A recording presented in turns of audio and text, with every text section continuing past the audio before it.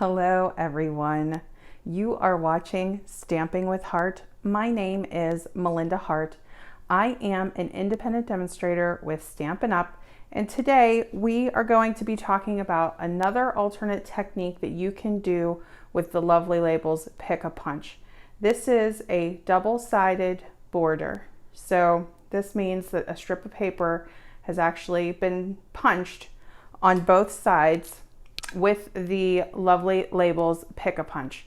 I'm going to show you a few different ways that you can do this, but I've been playing with a lot of the holiday catalog product or the mini catalog product for August to December 2020, and we're playing with fall and Halloween and Christmas. So I'm not going to get into all of the design elements today. We're really just going to focus on the tip as to how you make the double-sided border. It's the same concept. Okay, so here's our Lovely Labels Pick-a-Punch. Here's the traditional way that you feed the punch. Here is a side insert for your punch, which is how we're going to be threading through our paper today. All right, so what I'm going to do, I was talking about this in my other video. If you're using your trimmer to cut your paper strips, I'm going to line it right up with this line, but I still want to see it.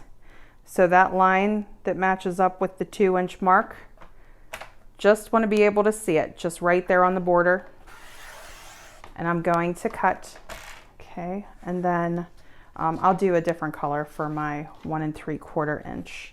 This is the Whisper White, and I'm going to take it same exact thing. I want to see the line all the way down. Okay, that line right there.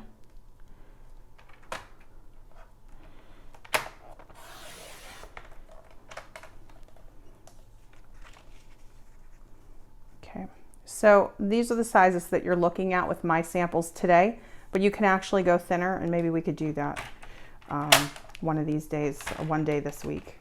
So let me just feed in my 2-inch piece, okay?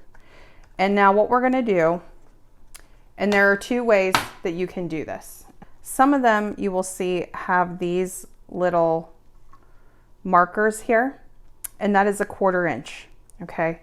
I'll show you why that matters. I like lining mine up this way, but if you don't, there is a way that you can do this so that you don't have this extra 1/4 inch in between each of these punches. I like the extra, but if you don't, I'll show you how to do both. So the first one we're going to do is with the extra. We want to come right to the, you can see right where the edge of that punch is. It looks like it's dark until you see the orange. Okay, if you go right to that line, not past it, but right to the line. Okay, and then you flip it over and you can see those 3 bars like I had mentioned, 1, 2, 3 here. Can you see that? Okay, if you do that consistently across the 12-inch strip, you will be able to line it up equally on both sides. So I'm going to punch, and I'm just going to keep feeding it through. So what I'm looking for now is the next edge, the next straight edge where it needs to be punched. So I'm going to take that straight edge right there. I am flush at the top of this, okay? So at that top piece there, you see that? Okay, so I'm going to line it right up again, right to the edge. And I'm going to punch. Okay, same thing. Just going to keep finding that edge that needs the next punch, lining it up, and punch. Okay, same thing.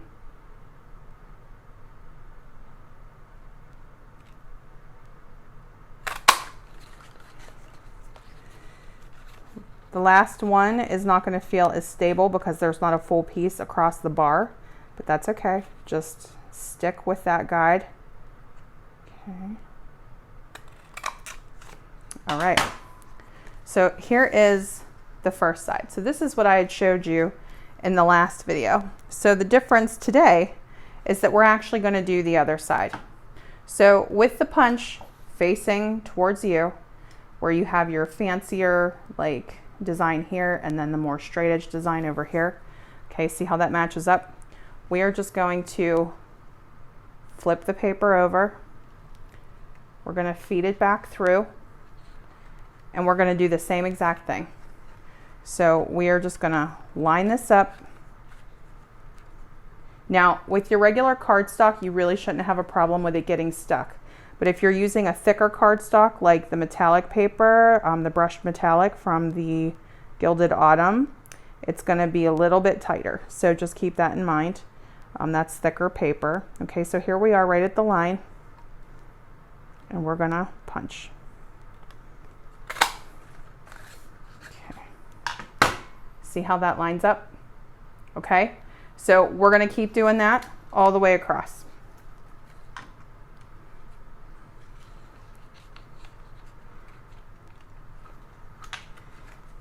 If you feel like you are getting stuck, okay, just wiggle it through. And you can even see from the bottom, okay, we're taking it to the line, but we're going to the edge. And this is for that little extra 1/4 inch.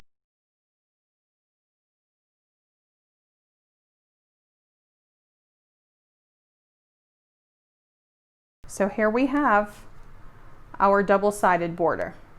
Okay, so let me just show you before I do the version that doesn't have any spacing. On this particular one that I did use the brushed metallic paper, this is in that sort of bronzish color, I left the extra 1/4 inch as part of the design. Entirely up to you if that is something that you want to do or not. Okay, but let's do a version now where we do not see that extra 1/4 inch. Okay, I just hand trim it off. That's what I did here. So on this version, I actually just trimmed that extra 1/4 inch off, but I like that spacing in between, which is why I like to keep it. But if you don't, let's go ahead and do this again. But this side, on this particular one, we're going to focus on the underside of the punch. Okay, so I'm going to thread this through. And what you want to do, instead of taking it to this edge out here, you're going to stop right here. Okay, you're going to stop right at this line on the inside. Okay, so let me see if I can do this two-handed.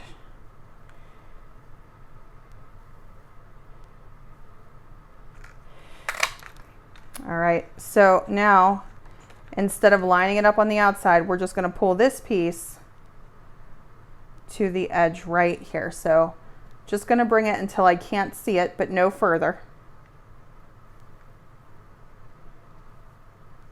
We're going to keep it straight by focusing on these 3 pieces here, these 3 bars. And you do not get that extra 1/4 inch. Okay, you can see there's less space there in between, and you would do this all the way across. Say I'm lining up 2 things, going right to the edge here, and I'm also checking these bars to the edge here on the inside, checking the bars. Okay.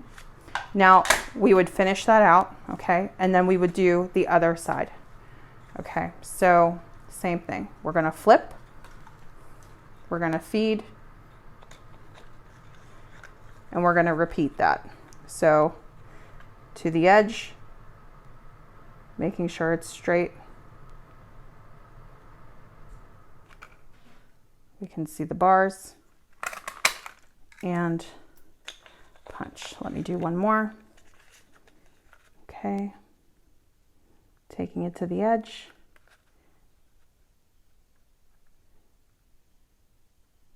lining up the bars, and punch. Okay, so if you don't want that spacing, you might get a little extra bit just right here, just depending on how precise you are. So you might need to take off little tiny bits, but you don't have that extra 1/4 inch. So basically what you're accounting for is this piece right here. When it punches off, it basically takes off like 1/8 of an inch of your paper when it starts to punch in. So I like to know those measurements for when I am layering. And just like in last week's video, this fancier punch here, so like this fancier one, I like the wider, I like the 1 inch. And with this one that has sort of the squared off edge, I like the 3/4 inch layer. Okay, so that's what you're seeing here. 3/4 inch, 1 inch, 3/4 inch, 1 inch. Entirely up to you. Now, just to give you the option, on this very last one, I actually did 3/4 of an inch for the fancy one so that you could see what that looked like in that version if you like the thinner one. Okay, so just to show you, but I definitely like the wider piece for the fancier punch. Just to show you trimming these pieces off, if you're comfortable, you know, freehanding it with a pair of, I like paper snips, they're very precise. I'm just gonna go ahead and snip these off. And you could do them at an angle if you want. I just kind of go straight.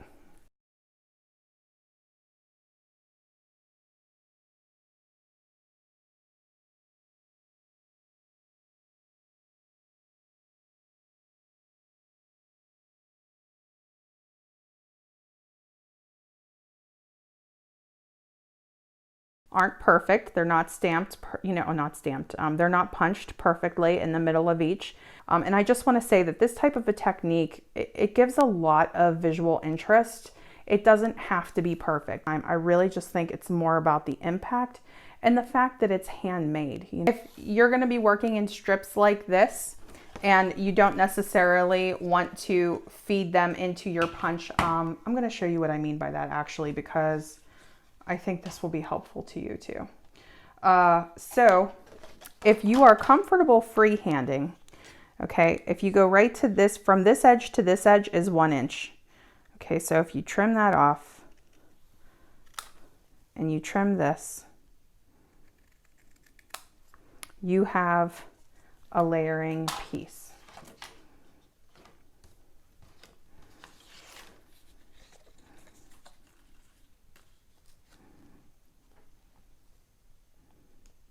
Okay.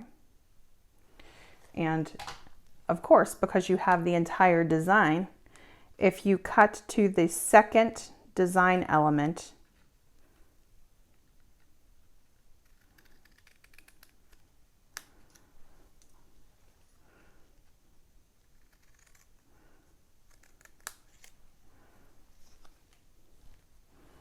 you have the 3/4 inch, and so on and so forth. If you wanted to trim it down to this one,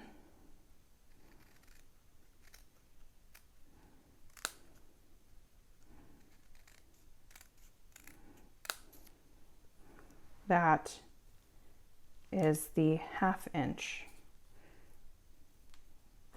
Okay.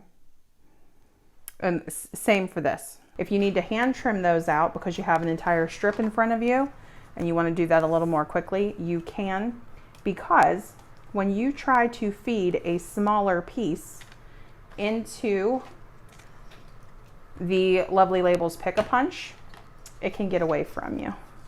Okay, so let me just show you what I mean by that. I'm going to cut this to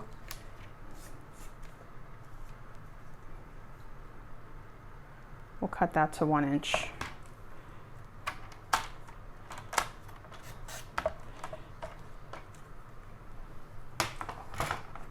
Okay, so this is 2 inches, 1 inch by 2 inches. And if I feed that into my Lovely Labels Pick-a-Punch, it starts to disappear. So when you bring it to the other side, it can fall out, it can slide out. Now, one way around that is you can go in sideways and guide it with your scissors until you're lined up. But it's much easier to just do the whole strip and then trim down, in my opinion. Okay, so when you're working with these smaller pieces, it can get away from you in there. All right, so that looks pretty straight.